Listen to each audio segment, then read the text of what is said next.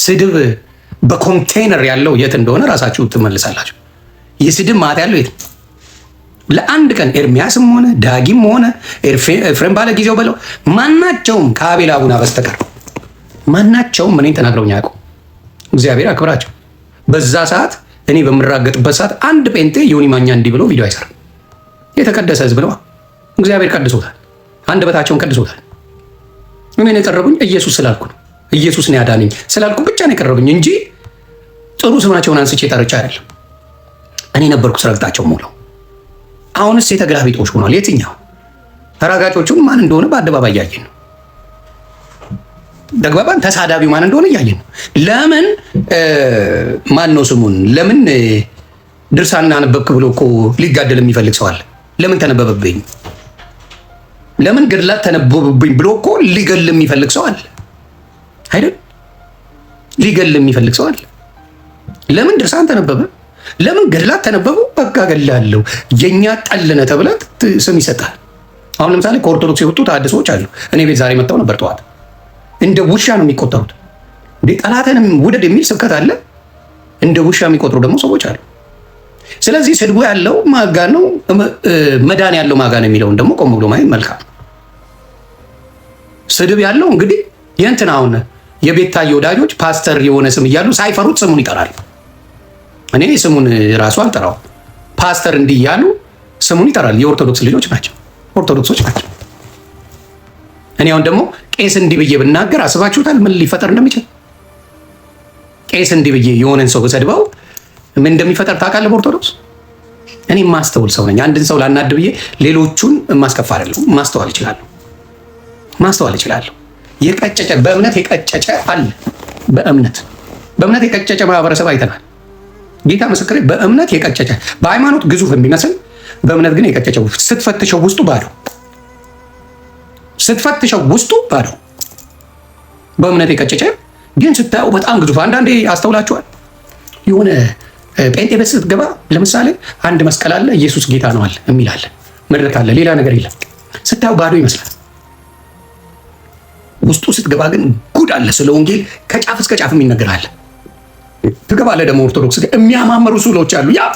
ያበደ ስዕል ያበደ በቃ ምናምንና የሆነን እዛ የሚያስቀድሰውን ሰውዬ ይሄ ወንድሜ ምንድን ነው የሚለው ስለ መጽሐፍ ቅዱስ ብለህ ጠይቀው። አለባበሱን አሳምሮ ምኑ ስታየው በጣም ግዙፍ የሚመስል ቤተክርስቲያኑ ስታየው በጣም ትልቅ የሚመስል ሄደህ ወንድሜ ምንድን ነው የተማርከው? ይሄ ነገር ያምራል ያየሁት ምንድን ነው ብለህ ጠይቀው። የሚያውቀው ታሪክ የለም። ሌላ ሰው ሄድና ጠይቅ ይላል። አብዛኛውን ጴንጤ ግን ስትጠይቀው ምንድን ነው ባዶ ነው ቤቱ፣ ምን አለ እዚህ ውስጥ የምትማረው ምንድን ነው? አዳራሽ ነው፣ ምንም ነገር የለም። ምን አይችልም ማለት ስትለው ናይልና ገለጥ ያደርግልህና መጽሐፍ ቅዱስ ጌታ ኢየሱስ ይሄን ይላል፣ ጌታ ኢየሱስ ይሄን ይላል፣ ጌታ ኢየሱስ ይሄን ይላል፣ ጌታ ኢየሱስ ይሄን ይላል እያለ ቁጭ ያደርጋል። ያንን ሁላ የሚያሸበርቅ ነገር ይዞ አጠገብ ቁጭ ማለት አይችልም። አይደንቅም?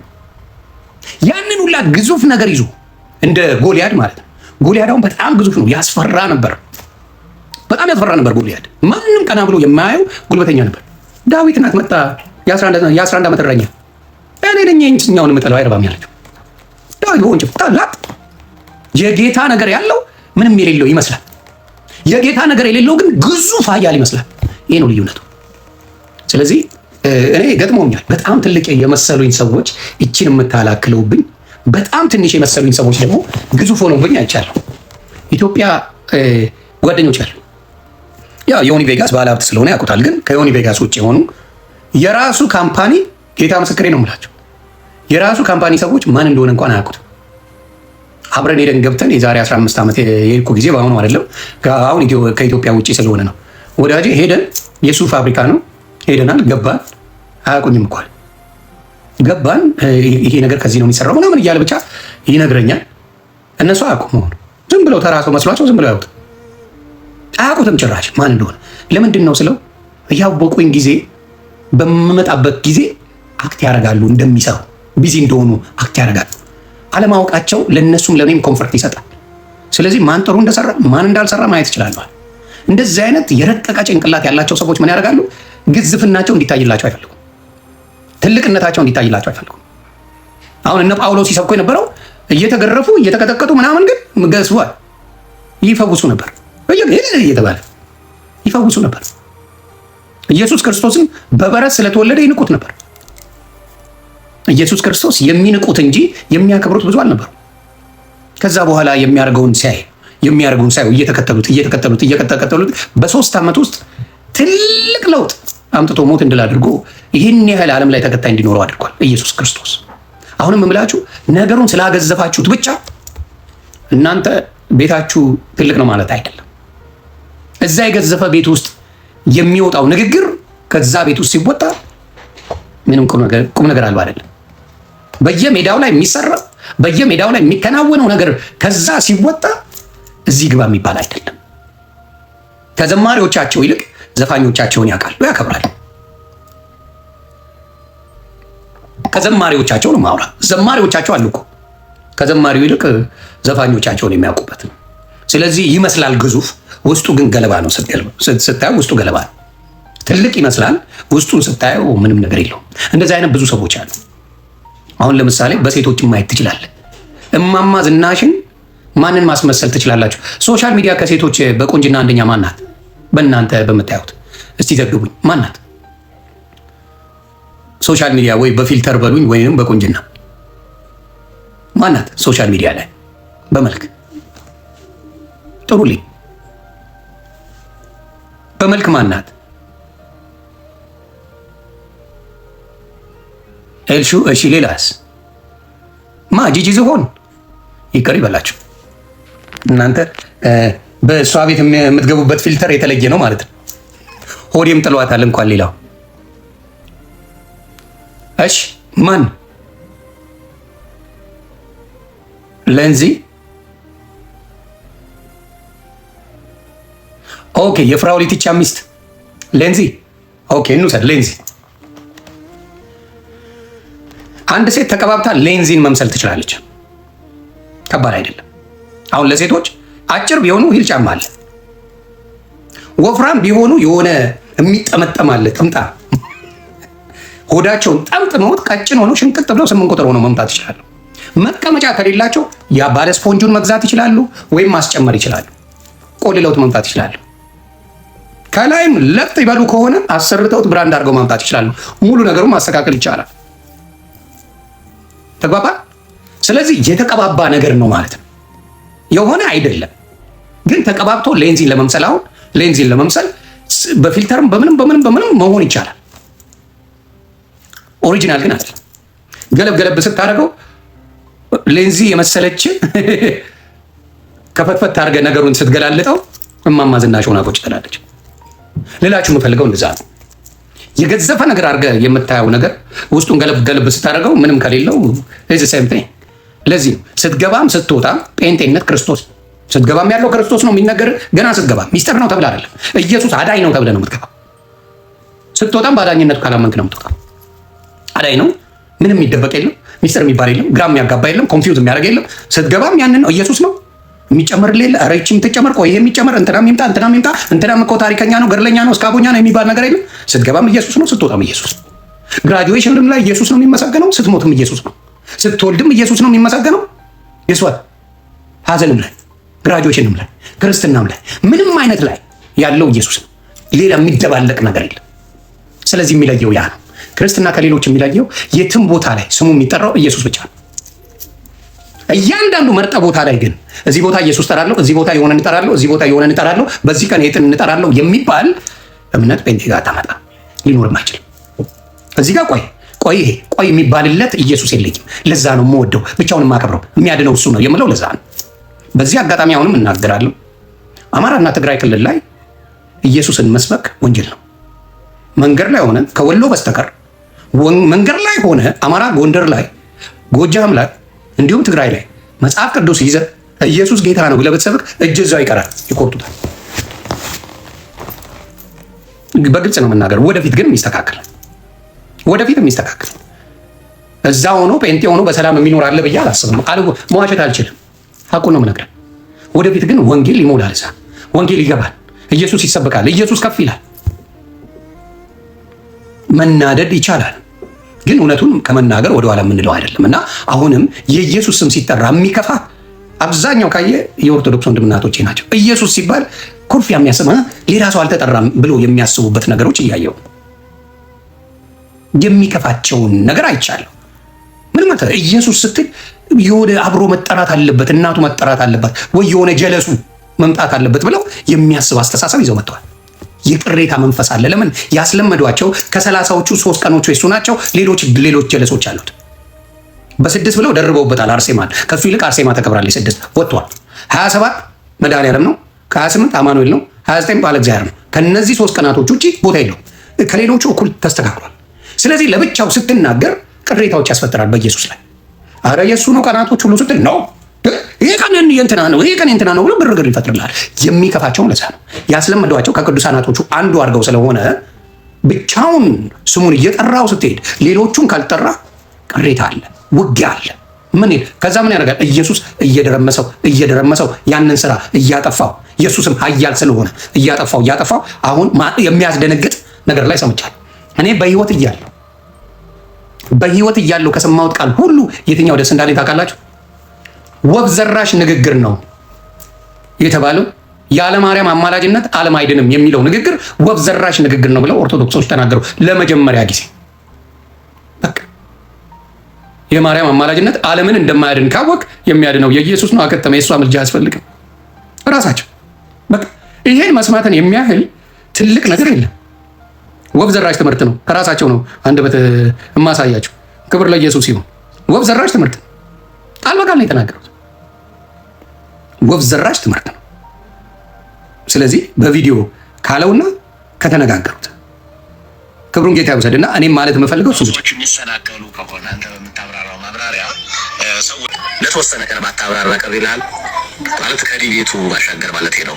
ዲቤቱ እንዳለ ይቅርብህ። እሱ አብረን ተያይዘን ነው የምናልቀው። አብረን ተያይዘን እናልቀው። ለምን ግን እስቲ ስሙልኝ። አብረን ተያይዘን ነው የምናልቀው ሲባል ምን ታስበው ነው? ንገሩኛ። አብረን ተያይዘን እናልቃለን ሲባል ምን ማለት ነው? ክርክሩን ውይይቱን አቁም። አብረን ተያይዘን እናልቃለን። እስከ ዛሬ ዲያቆናቶች የተማሩት ትክክለኛ ትምህርት አይደለም ማለት ነው። እስቲ ስሙ። ሰዎች የሚሰናከሉ ከሆነ አንተ በምታብራራው ማብራሪያ ሰዎች ከመስመር የሚወጡ ከሆነ ለተወሰነ ቀን ባታብራራ ቪዲዮ ሲሆን አሳያቸዋለሁ። ስሙ ማለት ከዲቤቱ ባሻገር ማለት ነው። ዲቤቱ እንዳለ ይቅርብህ። እሱ አብረን ተያይዘን ነው የምናልቀው እንጂ ስህተት ነው እኮ ሙሉ ሂደት እንቅስቃሴ በሙሉ ስህተት ነው። ስህተት ማን አስተማረው? ለምሳሌ አንድ ዲያቆን ቢሳሳት የስህተት ትምህርት ያስተማረው ማን ነው? ቤተክርስቲያን ማለት ሌላ ሰው አላስተማረም። ማን ያስተማረው የስህተት ትምህርት? ቤተክርስቲያን። ከኪሱ አውጥቶ የተማረው ትምህርት አይደለም። ድቁና ሲሰጥ በስነ ስርዓት በሹመት በስነ ስርዓት ብዙ ዘመን ተምሮ ነው። ዝም ብሎ የሚሰጥ አይደለም። እስቲ እኛው ጋር አይልምጡን በዛው ልክ እንዳታስበላል ማለት ነው። ሌላው ግን ያልካቸው ቅድም አሁን የሰማሁት ቪዲዮ ላይ የሰማኋቸው ወደ 8 ፋውሎች አሉ። 8 ፋውል እንግዲህ አንዲት ቪዲዮ ላይ 8 ስህተቶች ከባድ ናቸው። ድንግል ማርያም አማላጅነት ዓለም አልዳንም። ስሙ እንግዲህ ያለ ቅድስት ድንግል ማርያም አማላጅነት ዓለም አልዳንም ነው የሚለው ወንድማችን ዲያቆን ስዩ። ኦርቶዶክስ ምን ትላለች? ከዚህ በፊት ሙሉ ኦርቶዶክስን ብትጠይቀው ያለ ድንግል አማላጅነት ማንም አይድንም፣ ዓለም አይድንም ትምህርቱ የነበረው ለዘመናት የነበረ ትምህርት ነው። ይሄ ነገር እንደማያዋጣ አወቁት። አሁን እንደማያዋጣ ምክንያቱም ኢየሱስ ክርስቶስ ከማርያም በፊት የነበረ የሚኖር አልፋና ኦሜጋ ነው። መጀመሪያው እሱ ነው፣ መጨረሻው እሱ ነው፣ ሌላ የለም። ስለዚህ በእሷ እንዳልጀመረ መስራቱን በእሷ እንዳልጀመረ መኖሩን ተገነዘቡ። ሲያስታውሱት ይሄ ነገር አያዋጣንም፣ ስለዚህ ከስህተት ትምህርታችን እንመለስ ነው። ስለዚህ የሚለውን ስሙ። እዚህ ጋር ስህተቶች ከባድ ናቸው። ድንግል ማርያም አማላጅነት ዓለም አልዳንም። ደግሜ እላለሁ፣ ያለ ድንግል ማርያም አማላጅነት ዓለም አልዳንም። አስታውሳለሁ። ነፍሳቸውን ይማር በረከታቸው ይደርብን። ነፍሳቸውን ይማር በረከታቸው ይደርብን። ልስን ቱ ዚስ የስህተት ትምህርት መሆኑን የምታውቀው ነፍሳቸውን ይማር በረከታቸው ይደርብን ማለት ነፍሳቸው ገና አልተማረም ማለት ነው። እርግጠኛ አይደላችሁ። እርግጠኛ ባልሆነ ነገር ላይ ምን መሆን አይቻልም፣ መዳን አይቻልም። እኔ እርግጠኛ በሆንኩ ነው፣ በእኔ ስራ አይደለም የዳንኩ። ክርስቶስን ስቀበል ግን ድኛለሁ። አዲስ ፍጥረት ሆናችኋል ይላል መጽሐፍ ቅዱስ። ድኛለሁ። ሊያድነኝ ነው ክርስቶስን የተቀበልኩት እንጂ ካመንኩት በኋላ ወይ ትድናለህ ወይ አትድንም የሚባል ነገር የለም። ካመንከው ከተቀበልከው በኋላ ክርስቶስ አዳኝ ነው። 4 ነጥብ። ዛሬ ከኔ ጋር በገነት ትገባለህ ያለው ዛሬ። ስለዚህ ልትድንም ላትድንም ትችላለህ፣ በጌትነቱ ግን እመን የሚባል ትምህርት የለም። ነፍሳቸውን ይማርና ካልከኝ ያልዳነ ሰው ለእኔ እንደ በረከት ይሰጠኛል? አልዳንም እኮ ገና ስራ ሰርቶ ይድናል ብላችሁ የምታምኑ ሰው አልዳነ። የዳንኩት ነው አለ። የሆነ ቦታ ስራ ስሰራ ደሞዝ ይከፈለኛል ብዬ ነው ተቀጥሬ የምሰራው። በገንዘብ ተስማምቻለሁ። ይሄን ስራ ይሰጠኛል፣ ያንን እሰራለሁ። ገስዋት አም ጉድ። ከዛ እጠይቃለሁ። ስለዚህ በዛ ስራ ተቀጥሬ ገንዘብ ካልተከፈለኝ አልሰራ፣ መክሰስም እችላለሁ። በክርስቶስም ድኛለሁ። ልክ ክርስቶስን ሳምን ድህነቱ ተፈጸመ። በቃ አምኛለሁ። ተሰርቷል። ዋጋ ተሰጥቶኛል። ናው ስራውን ነው የምሰራው። ምን አይነት ስራ? የቅድስና ስራ። አባት ስብከት ናት። ያልወላዲተ አምላክ መንጋ አማላጅነት አለማይድን ተጨማሪ ስብከት የለቻቸውም። እንወዳቸዋለን። መልካም ሰው ነበሩ። እንዲያውም በዝምድና ሳንጠጋጋ አንቀርም ይመስለኛል። የእሳቸው የግል ስብከት ናት እንጂ በቃ ሄደዋል። የግል ስብከት ናት። ፍቅራቸውን ሲገልጡ ኖረዋል። ምክንያቱም ምንድነው እዚህ ጋር የምናገረው ስለ ማርያም ትልቅ አርገ መናገር በረከት የምታገኝበት ይመስለዋል። ሰው የሚሸወደው በዛ ነው። ስለ ማርያም ትልቅ አርገ መናገር በረከት የሚያመጣ ስለሚመስለው ነው ሰው የተሸወደው። ይህን እንደሚያደርጉት የድሮ አባቶች ናቸው። ወንጌልን አጣመው በመናገር ወንጌል በማርያም እንደተገኘ አድርገው መስበካቸው ትውልዱ ልትፈርድበታቸው። ትውልዱ መጥቶ አብዛኛውን ኦርቶዶክስ ከ60% በላይ ብትጠይቀው፣ የምን 60 ከ70% በላይ ብትጠይቀው ዓለም የሚደለው በማርያም አማላጅነት ነው ይላል። አሁን እንደ አዲስ ሊማሩት ነው አባቶች ነቅተው። ይሄ የስህተት ትምህርት ነው። ወፍ ዘራሽ ብሎ የሚናገርም ደግሞ አደባባይ ያመጣሉ። ቀርጻችሁ ፖስቱት። ራሱ ከኦርቶዶክስ አባት በዚህ ዘመን መጻሕፍት ተጽፈው ታፕታፕ ተባረኩ ያል ስልክ በሙሉ በ6 ሚሊዮን የሚገመቱ መጻሕፍት ይዞ መጽሐፋዊ ሐሳብ የሚያረታ ሲሰማ ለጆሮም ለሁሉም የሚጣፍጥ መልስ ሲሆን ነው የሚያምረው እንጂ ያለ እመቤታችን አማላጅነት ዓለም አይድንም የሚለው አይባልም። ያ ማለት የኢየሱስ ክርስቶስ መምጣት፣ የኢየሱስ ክርስቶስ ቤዛነት ደግሞ ዋጋ ሁሉ ዜሮ ባዶ ሆነ ማለት ነው። እሷ ባትወልደው አንድንም ነበር። እሱም ሌላ ብዙ ያስኬደናል እንጂ እሱም ቢሆን መንገድ ያበላሻል። መውለድ ሌላ ነው፣ መለመን ሌላ ነው፣ ማስታረቅ ሌላ ነው፣ ስራ መስራት ብርክ ያርጉታል ነው። እንዲህም የሚል ሐሳብ ጭራሽ ከአንድ ክርስቲያን ማለት ከአንድ ዲያቆን አንጠብቅም። አቅቶት መጠየቅ የሚፈልግ ከሆነ እንዲህ አይነት ጥያቄ ታታፊዎች ተባረክ ከመምህራን ዞር ብሎ ይጠየቅና በዛ በኩል ነው የሚመስለው እንጂ እንዲቀጥታ ይዞ አይመጣም። ዲቤት አደራ ነው የተባለው። እንዳትሞክረው ከማስጠንቀቅ ጀምሮ ደግሞ መሰረታዊ ከማስጠንቀቅ አደራ እንደዛ አይነት ዲቤት አይወጣም። አንድ ደህና መምህር አጠገብ ኖሮ እሱንም ማማከር ብቻ በጣም ጥሩ ነው። የድንግል ማርያም አማላጅነት ዓለም አልዳነም። ደግሜ እላለሁ፣ የድንግል ማርያም አማላጅነት ዓለም አልዳነም። ያልወላዲተ አምላክ አማላጅነት ዓለም አይደለም የሚለው ትምህርት ቶታሊ ስህተት ነው። ቀሲስ ዲበኩሉ ናቸው። እኔ ከነ ምናምናቸው ጓ እያሉ ይመቹኛል። ቀሲስ ዲበኩሉ በጣም ነው የምወዳቸው። ከነ ምናምናቸው ፊት ለፊት ነው የሚናገሩት። ቀሲስ ዲበኩሉ ስህተት ትምህርት ነው በቃ መስተካከል ያለበት ስህተተኛ ትምህርት። ያለ ቅድስት ድንግል ማርያም ዓለም አይድንም፣ አማላጅነት ዓለም አይድንም የለም። ለመጀመሪያ ጊዜ ዲቤት ያደረኩት እኔ ነኝ ከኤርሚ ጋር። ኤርሚ ኤችዲ ጋር መጣን። መጽሐፍ ቅዱስ ላይ አሳየኝ ልመን አልኩት። ለብዙ ሰዓት ተከራከርን። የለም ተቋጨ። እንዲህ የሚባል ትምህርት የለም። ዓለም ያለ ቅድስት ድንግል ማርያም አማላጅነት አይድንም ተብሎ የተሰበከው ስብከት የስህተት ስብከት እንደሆነ አንድ አስተማሪ ዝም ብሎ ደስ ብሎት ማንም ማለት ይችላል። አሁን በቅድስት ድንግል ማርያም ላይ የፈለግከውን ሹመት ብትሰጣት ቅር የሚለው ሰው የለም። በኦርቶዶክስ ችግሩ ይላል። የፈለግከውን ሹመት መስጠት ትችላለህ። የፈለግከውን መዝሙር ስለሷ መዘመር ትችላለህ። የፈለግከውን የሚከለክል የለም። ያ ምን እያደረገ ሰው ሳያውቀው እየሳተ ክርስቶስን ጩጭ አድርጎ እያየ በሷ አንተ ይሄን አድርግ አንተ ይሄን አድርግ እየተባለ እየተነገረው በሷ ምልጃ እየተነገረ ይሄን አድርግ እንዴ ልጄ እኮ ነው ስለኔ ጸልያል እኮ በእኔ በኩል እኮ ነው የሚጸልየው አድነው እያለች እየተቆጣችው የሚያድን አምላክ አድርጎ ቁጭ አድርጎ ሰው ምንም ልታደርገው አትችልም። ሰው የተነገረውን ነው የሚሰማው። ስለዚህ አሁን ቀጥታ የሚናገሩ ወፍ ዘራሽ ትምህርት እንደሆነ ቃል በቃል ይናገራል። ይሄ ኢንቴንሽናሊ ምን የሚል ማጠቃለያ ይሰጣል። አልሜዳ ነው በምርጫ ነው የሚል ይሄው ይሄው ተራቱ እዚህ ጋር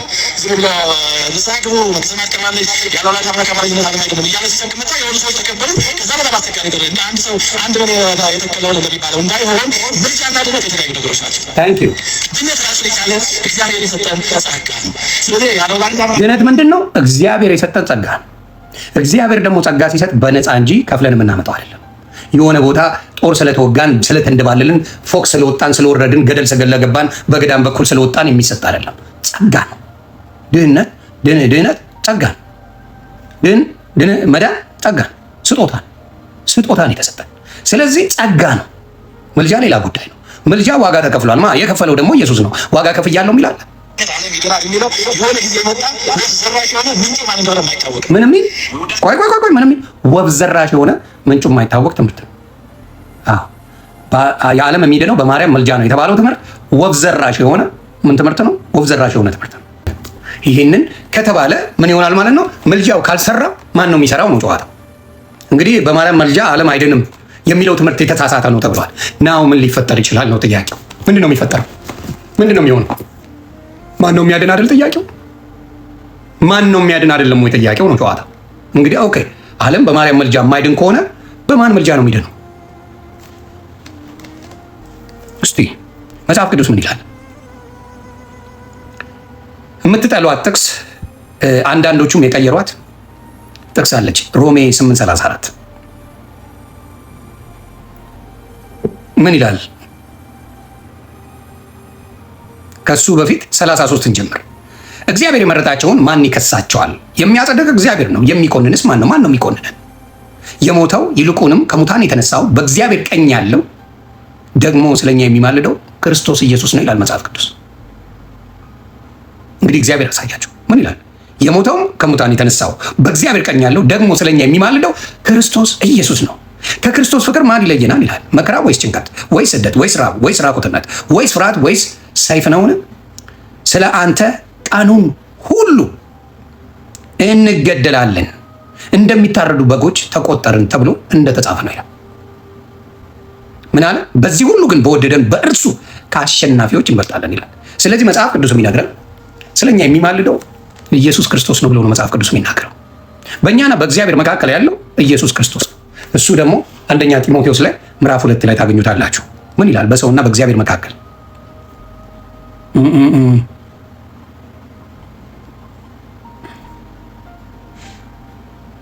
ምን ይላል? አንደኛ ጢሞቴዎስ ምዕራፍ 2 ቁጥር 5 ላይ አንድ እግዚአብሔር አለና በእግዚአብሔርና በሰው መካከልም በሰው መካከል ያለው መካከለኛ ደግሞ አንድ አለ፣ እርሱም ሰው የሆነ የክርስቶስ ኢየሱስ ነው ይላል። ይሄን ያለው እንግዲህ ወንጌል አንድ እግዚአብሔር አለ፣ በሰውና በእግዚአብሔር መካከል። በሰውና በእግዚአብሔር መካከል ክፍተት ነበረ በሰውና በእግዚአብሔር መካከል። ምክንያቱም በመካከላችን ሕግ ፈጥሮ እነ ሙሴ ሕግን አምጥተው አልቻሉትም። ሕግን ሊፈርዱበት እንጂ ሊጸድቁበት አይደለም ሲሰሩበት የነበረው። የሆነ ሰው ሕግ ያበላሻል። ሴት ልጅ አሁን ዘማዊ ሆና ስትመጣ ቀጥቅጠው ይገሏታል። ሕጉ ያዳላል። የዘሞተችው እኮ ከወንድ ልጅ ጋር ነው፣ ለብቻው አይደለም። ከሆነ ጋር ዘሙታ መጣ ሴቷ ትገደላለች፣ ወንዱ ምንም አይሆንም፣ ይጠይቃል። ሰንበትን አላከበረም ተብሎ ይገደል ነበር፣ ሰው ይቀጣ ነበር፣ ይገረፍ ነበር። ሰው የሰንበት ጌታ ነው ብሎ ኢየሱስ ክርስቶስ ሻረ። ሰው እንጂ የሰንበት ጌታ፣ ሰንበት የሰው ጌታ አይደለም ብሎ ኢየሱስ ክርስቶስ ተናገረ። ስለዚህ ብዙ ጊዜ ሰዎች የሚያደርጉት ነገር ለነሱ ለመቅጫ ሕጋቸው የሚያስተካክሉት እንጂ መንግስተ ሰማያትን እንድትወርስበት የሚያደርጉት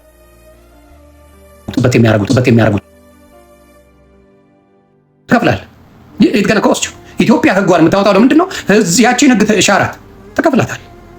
ያንን ሁላ ዋጋ ግን የእኛን ሕግጋቶች ዋጋ ምን ሆነ? ኢየሱስ ከፈለው፣ በዛ ሊኖር ነው። ስለዚህ አሁንም ዋጋ የተከፈለው በደም ነው። እኛ ስርየት ያገኘ ነው፣ ዋጋ ነው የተከፈለልን። ስለዚህ የእሱን ዋጋ አራክሶ የሌላ ሰው ከፍ ማድረግ በዚህ ምድር ላይ አይቻልም እያልኩ ነው። ስለዚህ የነበረን ጊዜ የሚሰበከው ያለው ከዚህ በኋላ እንግዲህ የኦርቶዶክስ አባቶችን ሄዳችሁ መጠየቅ ትችላላችሁ። ዓለም መልጃ በማርያም መልጃ ዓለም አይድንም የሚለው ትምህርት ስህተት ከሆነ ማነው አማላጁ ብሎ መጠየቅ ነዋል። ማነው አማላጁ? እንግዲህ ይህ ትምህርት ስህተት ነው። ስለዚህ የሌሎቹ መልጃ ቦታ የሚሰጠውም አይደለም። ትልቋ ማርያም ናት። በእናንተ በእኔ ትልቁ ክርስቶስ ነው። በእኔ ትልቁ ሁሌም ክርስቶስ ነው። ትልቁ ማርያም የምትከበር የምትወደድ እናት ናት። በጣም ትልቁ ግን ልጇ ያለ የነበረን አልፋና ኦሜጋ ነው። በእሷ የተወለደ አይደለም፣ ያለ የነበረን